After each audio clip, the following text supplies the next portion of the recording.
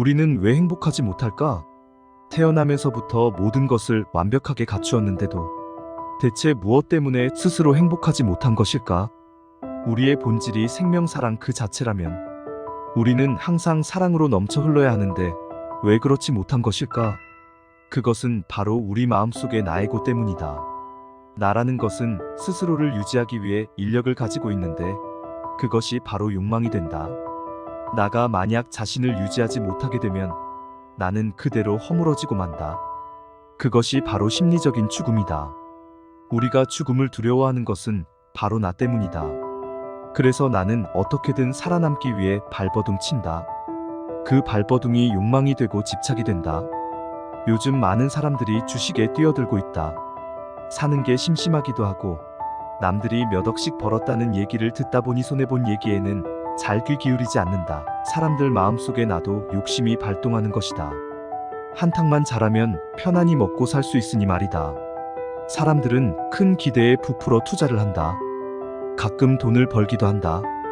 그러나 대부분의 사람들은 한 번만 더 하다가 결국에는 가진 것을 몽땅 털리고 만다. 그들은 좌절한다. 죽고 싶다.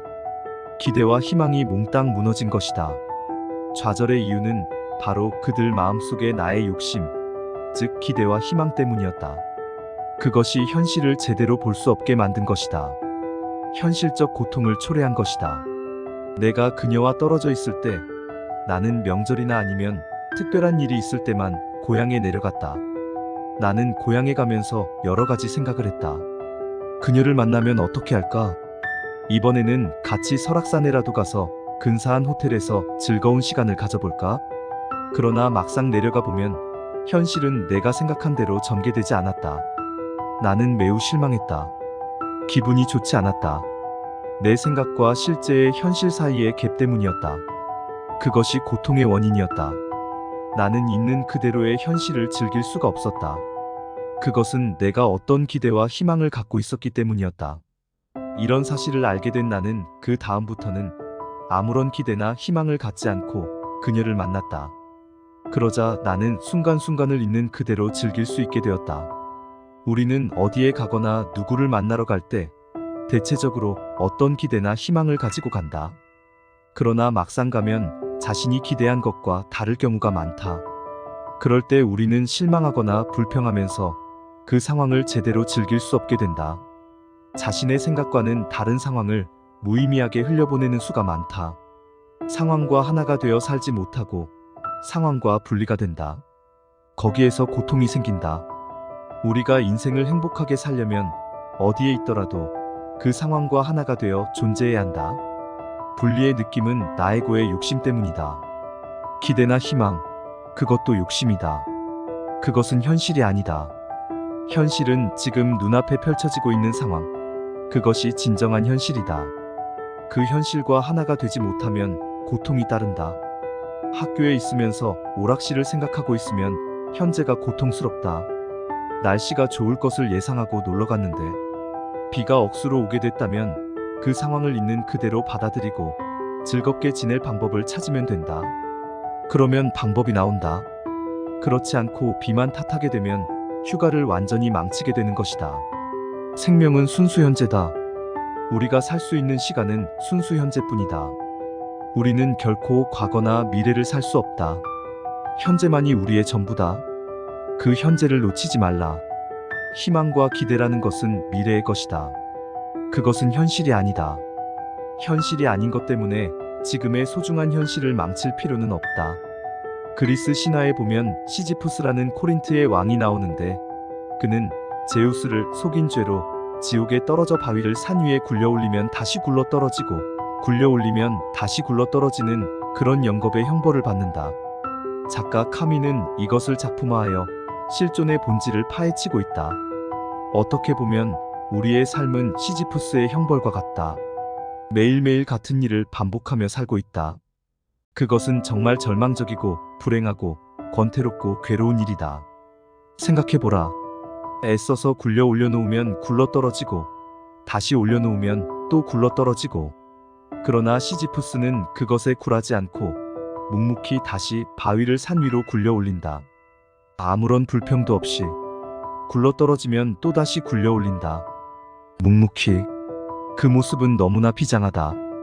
그의 앞에는 어떤 희망도 없다. 어떤 기대도 없다. 어떤 생각도 없다. 이번 한 번만 하면 된다. 아, 이 짓을 평생을 계속해야 되나? 지금까지 10년이나 이 짓을 해왔어. 아, 이젠 정말 지겨워서 못하겠다. 그는 이런 생각을 하지 않는다. 그에게는 순수 현재만이 존재한다. 순수 현재만이 그의 전부다. 그것이 실존이다. 때문에 그에게는 절망이 없다. 어떤 좌절도 없다. 이런 사람에게는 신종교에서 말하는 신조차도 필요 없다. 신이란 단어는 우리가 절망할 때 찾게 되는 것이기 때문이다.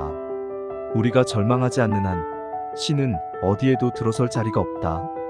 오직 그의 실존만이 온 우주에 가득하다. 그것이 바로 생명이다. 어떤 미국인이 미국의 어느 공항에서 겪었던 일이다. 항공사의 돌발적인 파업으로 항공권 발매소 앞에는 표를 환불하려는 사람들로 발 디딜 틈이 없었다.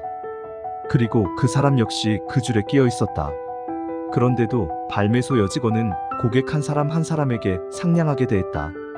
그녀는 기분이 상한 여행객들이 끝없이 줄지어 있는데도 모든 고객들을 따뜻하게 맞이했다.